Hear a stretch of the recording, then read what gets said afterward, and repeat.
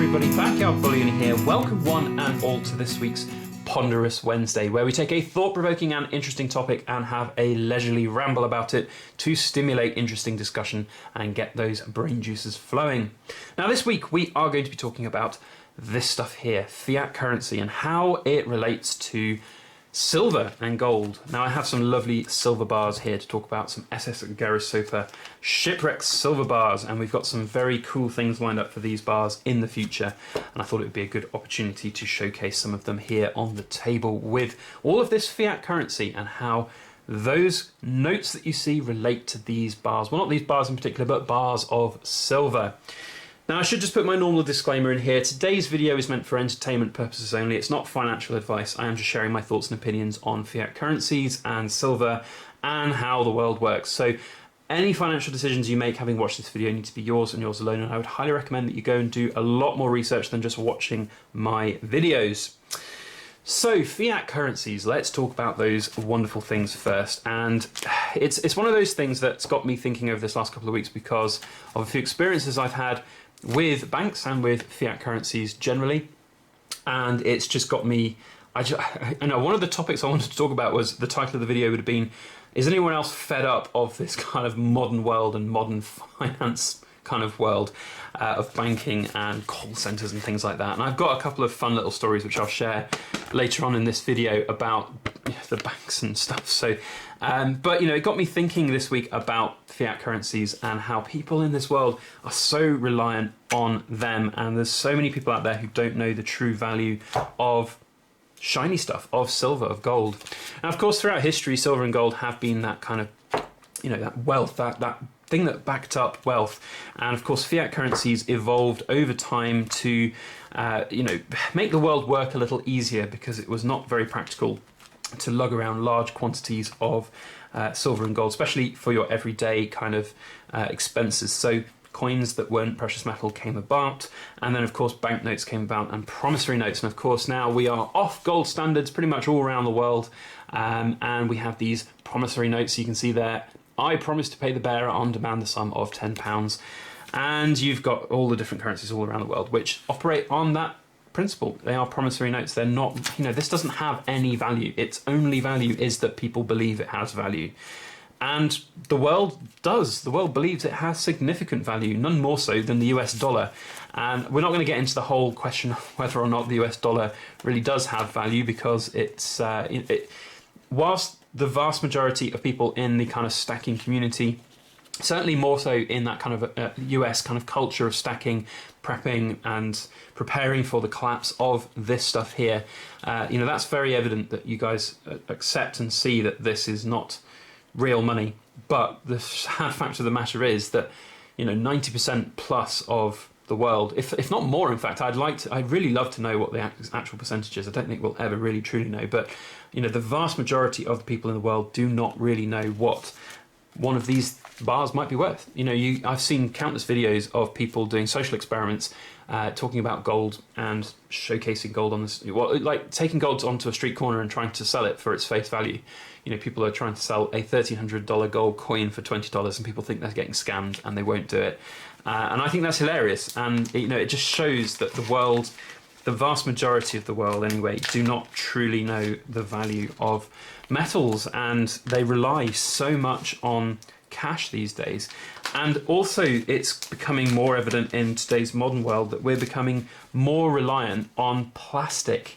And I don't mean plastic banknotes like this one here. I mean plastic as in, contactless debit cards, credit cards, whatever it might be, just numbers on screens. And it's scary. We hardly see cash anymore in society, and people who, bring out a wad of cash when they go and pay for their groceries. And it tends to be sort of, slightly older generations that will do this, that will have that cash. And I've seen, my local post office I go to, there are a number of pensioners serviced by that post office, and they get their pensions out in cash. And there's, advantages, disadvantages to both. But at the same time, it's like, it's just a bit odd. And, you see it and you think, well, not me or you, probably if you're watching this, but your average person will put way more value on something like this than they will on any piece of gold or silver. And in fact, most people don't even know what the true value of gold and silver is. If you go and ask Joe Blogg in the streets, he won't know what spot prices are. He won't probably even know what the phrase spot price refers to, which I think is a sad state of affairs in this world.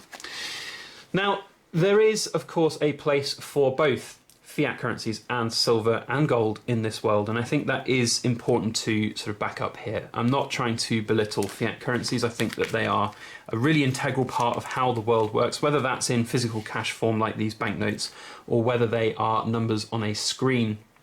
You know, gold and silver, as good as they are, they just cannot, I cannot see a situation in the near future where silver and gold become that currency. Now, I know a lot of you out there in the US especially, and various different cultures all around the world will have a sort of stacking culture of making sure that you've got enough silver and gold such that if the world collapses. Now I'm just getting out here as well a handful of the 90% silver coins that we've got. We'll do another coin hunt video of those. But for example, that a lot of people out there, these silver coins, they will be hoarded by people, and then that will become the new norm. Silver currencies will become the new norm in whatever scenario that might be. And I just cannot see that happening, simply because there are not enough people out there who know what the true value of these coins are. They don't understand it. Whether they've just been disconnected from it for too long, it's new culture, I just cannot see it. Now, I do think, though, that there is a place for silver and gold in those type of situations. And that's evident in countries like Venezuela, where we can see people buying goods, buying food, buying property, even houses with gold and silver.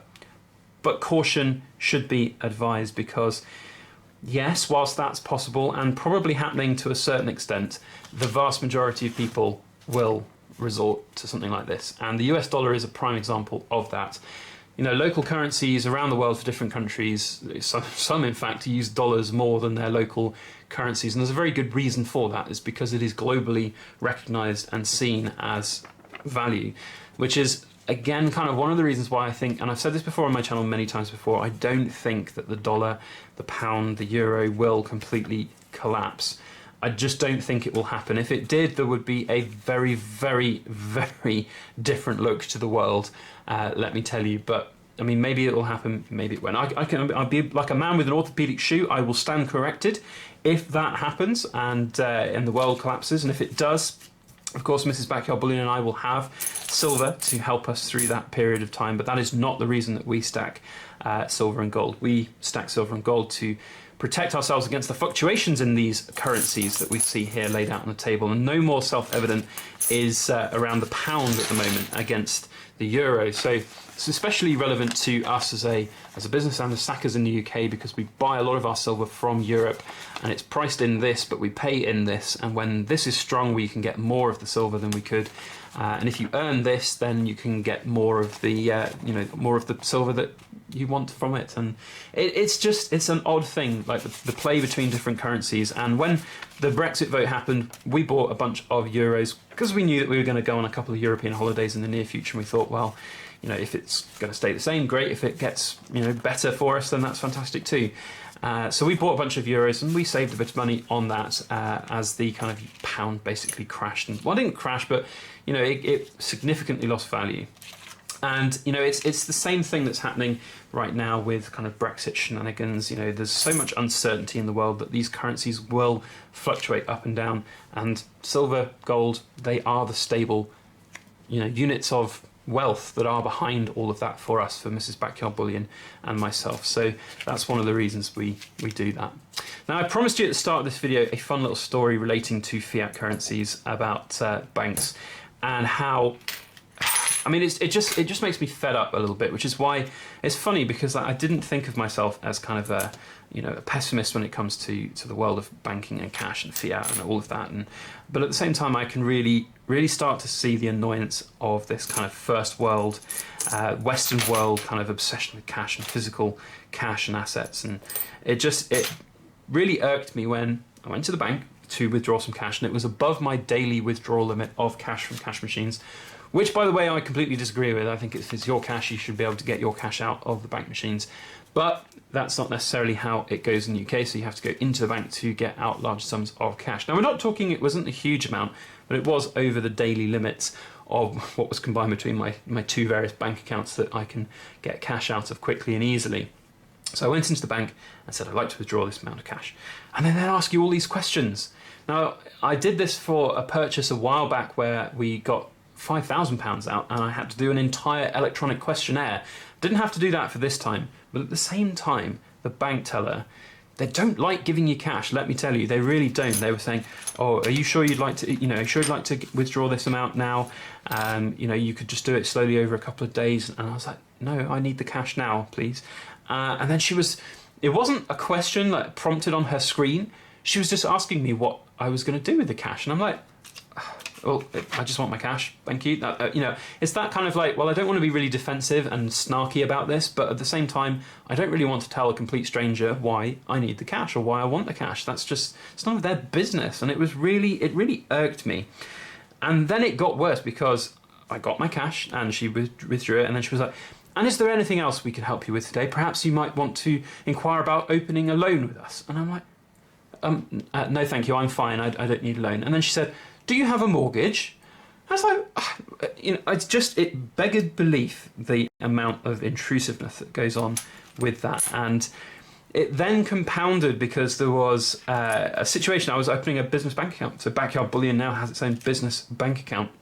And throughout that whole process, you go through a lot of questions to open that bank account, way more so than you would for any sort of normal personal account. With a personal account, you just kind of you open it, you send some ID in, and they don't ask you what you're going to be doing with it. They don't ask if you're going to be putting X amount of money in every day, every week, every month, and that's exactly what was happening with this business bank account. It's just so intrusive. It's they obviously it's I don't know quite what it is. It's just that culture of distrust of not knowing what's going on. And of course, the banks charge you as a business for this privilege. You get free banking for a certain amount of time to lull you in, but then at the end of the day, they're going to be charging you for every transaction you make, every bit of money that comes in and out and everything. But it was just funny. It really annoyed me, and this whole first world westernized culture of call centers, banks, and skepticism of customers. It just annoyed me. It really did annoy me, and no more so than and no disrespect to this person, but he sounded like a snotty-nosed 18-year-old fresh out of school, had no real life experience on the other end of the phone call when I had done my business bank account application, and he was just sat on the other end of the phone call, obviously reading off a script, asking all of these questions about what do you need the bank account for, how many transactions are going to be going in and out, what kind of transactions are you going to do, internationals, where are your customers based, where are your suppliers based, and he was asking about the countries that I purchased my goods from, and I said it was from Italy, Belgium, and Estonia. And this chap didn't even know that Estonia was a country. He didn't even recognise that it was a name of a country. He questioned back to me and was like, "Okay, so that's Italy, Belgium, and the third one he said was that Botswana." And I was like, "No, it was Estonia." And he went, "Bestonia? Sorry, I don't recognise that country." And I said, "It's Estonia. It's a country in the Baltics. It's near Finland and Russia, top right of Europe." And he's completely clueless about it, so much so that I think it confused his manager when he'd written up the notes, and I had a follow-up phone call from that manager to clarify a few things. And bless her, this lady that followed up was hilarious. She was very, very good, and I said, no disrespect to your colleague, but he did seem like a very young trainee that didn't really know very much. He didn't even know where Estonia was on a map. And bless her, this lady was like, "Well, I do apologise on his behalf. We have got a whole batch of new trainees in," and she said, "and some of them leave much to be desired. But this particular chap, I will make sure he has a non-work related homework assignment to brush up on his Baltic geography." And I just thought, that's hilarious. That's brilliant. It's nice to see a sort of real world kind of view on this person, and it made me giggle a little bit, but it also made me kind of cry internally about the sad state of affairs in this world, of how it's evolving and how people just don't know. And of course, like when I was talking about the nature of the business being selling silver and gold and everything, they didn't understand. They just didn't understand. And it's symptomatic of the world that we live in today. Anyway, look, I've rambled now for a good 5-6 minutes about a non-related silver topic. The point is, fiat currencies and silver, there's a distinct relation between the two. Both coexist in this world, and I don't think that both can. I don't think there's ever going to be a situation where both will be completely gone, or either or both will be completely gone. I think there's always going to be a mixture of silver and gold and fiat currencies in this world, and I don't think this thing here is going to collapse anytime soon, and I'm sorry that if you disagree with that, and I'd love to know if you do. Of course, this is all, the whole point of these videos is for us to have a good thought-provoking discussion. So if you'd like to have that kind of discussion with me down in the comment section, I'll try and reply to as many comments as I can. But if you're just going to be flat out rude and disagree with me and be belligerent about it, then expect a short, snarky reply. Ultimately, we're here to have a bit of fun. I'd love to know your opinions on this topic. Love to know any stories that you've got around the stupidity of this world's financial systems and silver and gold relating to sort of people not knowing its value and stuff. That would be quite entertaining to hear. Otherwise, that is basically it from me here today. If you enjoyed today's video, please do hit that thumbs up button. If you want to see what we've got in store for these SS Garasopa bars in the future, then you know what to do. Hit that subscribe button if you're not already subscribed, and hit that alarm bell if you are already subscribed, and go and follow me on social media on Instagram. There's links down in the description below. Otherwise, have a brilliant week, one and all. Thank you so much for watching, and as always, please make sure that you like, share, comment, and subscribe for more.